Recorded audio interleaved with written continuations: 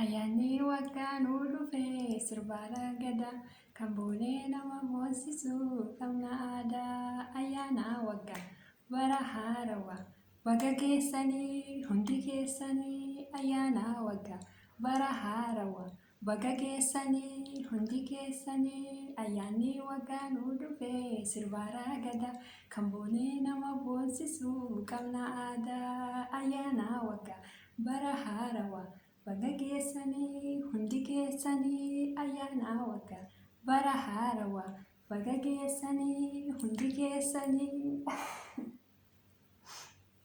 Shaashaa godhee sirbisni nafne ayyaanni waggaa nu dhufee ayyaana waggaa ayyaantu darga jedha Oromoo hundi keessaniyyuu baga geessanii baga geenye walumaanii bara 2015 tokko jennee har'a eegallee jirra. Yeroo baay'ee immoo taa'eedhaan viidiyoo isinii waraabaa. Garuu guyyaan har'aa guyyaa ayyaanaati waan ta'eef dirqama ta'anii waraabuutu barbaachisaa. Ayyaana baga geessan isinii jedha ammallee irra deebi'ee maaliif guyyaa kana ga'uun waan guddaadha. Obboloonni keenya baay'een otoo guyyaa kana ga'iin kan nu biraa darbanii jiru.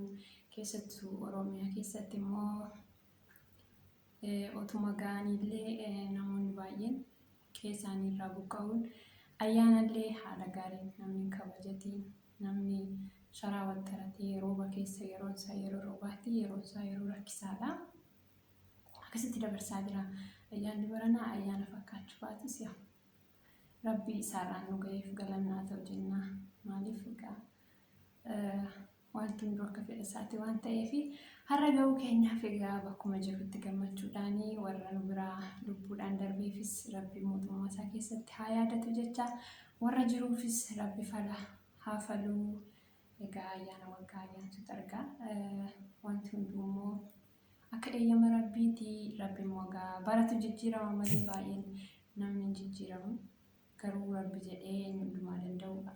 Biyya keenya haa jijjiiru. Biyya keenya keessatti egaa ni beektanii waan baay'eetu jira. Oromoon keessattuu qe'ee irratti otoo qe'ee namaa naqiin qe'ee irratti qabeenya isaa irratti kan inni daraarfamaa jiru ga'e jedhee Rabbumti nurraa haa fixatu bara ofaa darbaa Rabbiin ni kadhannaa. Egaa hunduu akka eeyyama Rabbiitti akka fedha isaa nuuf haa ta'u ni jenna. Ammas irra deebi'ee baga geessanii ayyaana gaarii bakkuma jiranitti warra rakkina keessa jiranis Rabbiin furmaata haa godhuu fi warra eegochaa beelaa guyyaa ayyaanaati silaa mana isaaniitti akkuma nama tokko waan qabaniin guyyaa ayyaanaa kan dabarsuu walan qe'ee isaanii irraa buqqa'uun dhuunfatti dabarsaa jiranii Rabbiin eegachuu wanti isaanii yaadatu. Warra dhukkubsatee mana yaalaa jiru warra qaama miidhamaa ta'e mana yaalaa jirullee Rabbi nuuf haa fayyisu. Rabbi bira haa dhaabbatu jenna. Achuma itti fufuudhaan egaa kottaa nyaannaa hin dhugnaa guyyaan guyyaa ayyaanaati. Kun keekiidha. Akkuma daabbootti garuu keekiidha. Haa nyaannu isiniin jedha. As kan ammoo kunoo firuutii jira. Isinitti argama jedhee yaada. Kaameeraatti yeroo baay'ee taa'ee waraabee malee natti hin tolu. As kana banaanaan hin jira. Burtukaannis hin jira. Maangoonis hin jira. Kana fakkaata. Kottaa nyaannu isiniin jedha. Namni egaa waan qabuun dabarsa. Alhamdulillah. Kanattuu gammachuu qaba. Sababiin isaallee hanga kanaayyuu kan hin argannes hin jira. Kan immoo lubbuudhaan darban nu biraallee bara kana hin argatnis ni jira waan ta'eef Rabbiif haa galatu. Guyyuma har'aa kana kanumaan ga'uu kiyyatti gammachuun qaba. Waan hin qabuu fi bakkuma hin jirutti guyyaa har'aa kana ga'uu hojichaadhaaf ni gammada. Sababiin isaallee ayyaanni kun ayyaana maraarraayyuu kan adda isa taasisu namni baqa ganna yeroo isaa roobaa namaafillee looniifillee baay'ee rakkisa. Egaa uummanni keenya kanuma hunda keessa darbeetu booqaa birraatti ce'aa gammachuu namatti tolachuudhaan ayyaana hunda keessaayyuu ayyaana kana baay'ee jaalladha jechuudha. Ayyaana qaammee Maskarramii kanaan baay'een jaalladha. Baay'ee natti tola jechuudha. Kanaafiyyuu waanuma qabaniin gammachuudhaan yoo dabarsine bareedaa. Warra akka kiyya gola ormaa keessa jirtanii warra isinitti tolee walitti dhiyoo jirtan walitti qabamtanii dabarsitan yaa isin nama hawwisiistanii anuma qofuma kiyyan jira. Namni natti dhiyoo hin jiru natti dhiyoo jiraate illee jarri akkanan deemuu fedhiin qabanii saniifuu qofuma kiyyan dabarsaa. Homaa miti gammachuun qabaa. Kunoo faanatti yoo tokko warra amma wajjin wal simbaree asirraan gama kanaan kunoo isiniin taphachaa isiniin bohaaraa faana hin jira waan ta'eef homaa natti fakkaatu. Akkasii as kan ammoo kunoo wanti dhugamu biittoon hin jira. Kottaa haadhumma isiniin jedha. Fiintoodha waa biraa miti. Naa haa nyaannu haa dhugnu waan naqabnu waliin haa dabarsinu isiniin jedha. Ayyaanni kun ayyaanota biraarraa wanti adda isa taasisu bu'aa bahii hedduu keessa darbeetu namni keenya kan kara kanatti ce'u jechuudha. Roobnillee ni roobaa keessattuu baadiyyaatti baay'ee rakkisaa baay'ee ulfaataa. Loonitti illee namatti illee ni ulfaataa yeroo isaa yeroo oqqeetii kana hunda dandamatee dabarsee boo'aa birraatti darbaa waan ta'eefu garuu kaasigaas ta'ee gannaas ta'ee baay'ee namatti tola. Yaa ta'uuti garuu an akka kanaa namni baay'ee waan ulfaatu chaalenjii keessa darbu isa kana jechuudha. Akka naannoo keenyaatti fakkeenya loonillee margi isaaf hin ta'u siddisa jedhama. Siddisa sana eegee yerootti isaaf hin taane yerootti ajjeesu ni jira. Namaaf illee ni qorra waan ta'eefu yeroo isaa yeroo oqqeeti waan ta'eef namni hundi immoo qorra dandamachuu hin danda'u. Baay'ee ulfaata. Garuu sanuma hunda keessa darbee namni booqaa birraatti waan ce'uuf baay'ee namatti tola. Egattuma fufee amma gannaatti ayyaanni ni jira. Masqalillee ni dhufaa, irreechillee ni dhufaa. Bara dhufummoo maatii keenya biratti irreechallee rabbi nagaa buusee hora Finfinneetti akka gallee maatii keenya biratti maatii keenyaan illee ija nagaa wal argine rabbi biyya keenya nagaa buusee harmee ofii wajjin ayyaana akka dabarsinu rabbiin nu achiin nu geessisu isiniin jedha. Saniifuu kottaa haa nyaannu haa dhugnu waanuma qabnu waliin. Kuni anaaf jedhamti ani baay'een jaalladha. Kun firiijii keessa jiraannaan sagal banaan oola jechuudha. Nyaata kamirrayyuu ani irra caalaa mana kanatti kanumaan fayyadamu jechuudha. Ashee kana qunqum godhee bishaan unnaan na oolchitee jechuudha. Guyyaa ayyaanaallee kanumaan dabarsaa jechuudha. Ayyaanni waggaan dhufa waan ta'eef uumamutti rabbi fayyaa nagaa nama goonan. Ayyaana dhufummoo hin beekamu rabbi yoo jedhee lukkuudhaan biddeenaan waxii bareedaan dabarsuu ni danda'a. Ammasitti immoo warri ijoolleen akka kiyyamoo gola ormaa keessa jirtan maaliti ni darbiti. Ayyaanni guyyuma tokko ayyaanni immoo deddeebitee dhufti. Waggaa keessattuu ayyaana baay'ee qabna. Saniifuu omaa miti akkasinitti nagaamne isiniin jedha. Waan qabnu kottaa wajjumaan haa nyaannu haa dhugnu.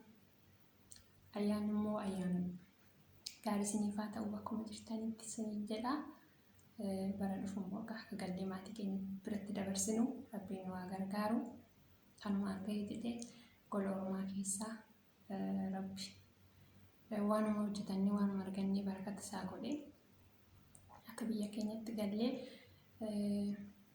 akka namni keenya jiraatutti jiraannu rabbi nu haa taasisu. Oromiyaa rabbi nagaa godhu. Itoophiyaas rabbi nageenya haa buusu. Maaliif walumaa galatti yoo nageenyi bu'e malee ollaan dhufee nageenya hin qabu taanaan namni ani amma fakkeenya ollaan kiyya nageenya hin qabu taanaan anis nageenya hin qabu. Sababuma isaaniifuu nageenyi kiyya boora'uu danda'a. Saniif dirqama yoo Itoophiyaan nagaa taate nus Oromiyaan nagaa kan taatu rabbi nama sammuu qabu walqixa saba hundayyuu walqixa laalee akka nu maruu danda'u rabbi nuuf haa kaasu yookaan jaallatama keenya nuuf haa sirreessu. Rabbi homaan dadhabuu ga'ee jedhee nurraa haa dhaabbatu. Keessattuu barri kun bara ulfaataa baratti waan addaa agaa jirru bineensillee hammaatee waan namni hin dhageenyee fi waan namni hin argine kan nutti agarsiisaa jiru kana hunda Rabbiin nurraa haa dabarsuu ga'e jedhee uummata Oromoo irraa wanta gurra namaatiin tollee fi wanta ija namaatiin tolle nurraa haa dhaabuu. Egaa kadhannaa keessa keenyatti ni hawwina Rabbi immoo ni hojjeta galmaanis nuuf ga'a.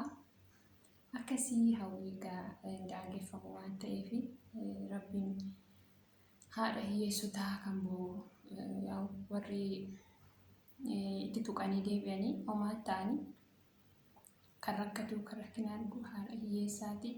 Harmoota keenya haadholii keenya bo'an Rabbi ga'e jedhee dhimma isaanii haa qorsuu. Rabbiin egaa wanta hundumaa wanti isaaf dadhabame hin jiru. Boqonnaa Oromiyaadhaaf haadholii keenyaaf abbootii keenyaaf haa kennu. Keessattuu karaan alaa hin ulfaata. Warra haadholii hin taaneef illee obboloota keenya ofirraa dhabuun baay'ee ulfaata. Keessattuu biyya ormaa keessa taa'anii gadda dhaga'uu ni ulfaata. Sanas ta'e kana garuu Rabbi waan fideef damdamatanii keessa darbu. Saniifuu Rabbi obboloota keenya haadholii keenya firaaf lammii keenya akkuma walii galaatti Oromiyaa guutuu Rabbi bilisa nuuf haa baasu. Waan gaarii nu haa dhageessisu. Baratu jijjiirama malee yoo sammuun namaa hin jijjiiramin lakkoofsi jijjiiramuun homaa faayidaan qabu.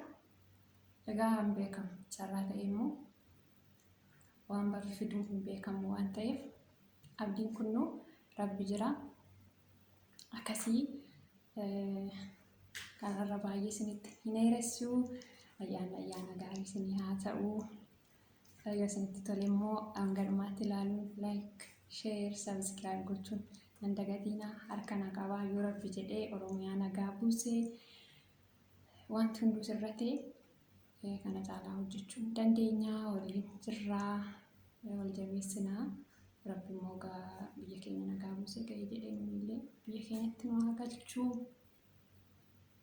Lafa jirtanitti nagaa ta'aa, jajjabaadhaa, isin jaaladhaa, isin kabajaa. Hiriyoota koo hunda keessaniyyuu galatoomaa Oromoo koo marti keessaniyyuu nagaan naaf turaa. Ayyaana gaarii isinii haa ta'u. Bye bye. I love you so much all friend Ana. Nagaan naaf turaa. Turtii gaarii isinii haa ta'u. Tokko jennee jalqabnee jirra. Ayyaana gaarii bara nagaa nuuf haa ta'u, bara jaalalaa, bara tokkummaa, bara obboleessi obboleessaaf gaddu, baratti garaa waliif laafnu, baratti miidhamsi kiyya miidhama obboloota koo ta'ee argamu nuuf haa ta'u. Keessattuu waan hundumaa keessatti waliif oo'uun, wal gaafachuun, wal gargaaruun aadaa keenya. Garuu aadaa keenya ta'ullee afaaniin aadaa keenya jecha gocha waa biraa agarsiisaa jirra waan ta'eef Rabbiin garaa keenya keessatti jaalala qulqulluu, jaalala tokkummaa, jaalala obbolummaa nuuf haa laatu. Isinin jaaladha, isinin kabajaa. Bye bye. Nagaan naaf turaa. Turtii gaarii.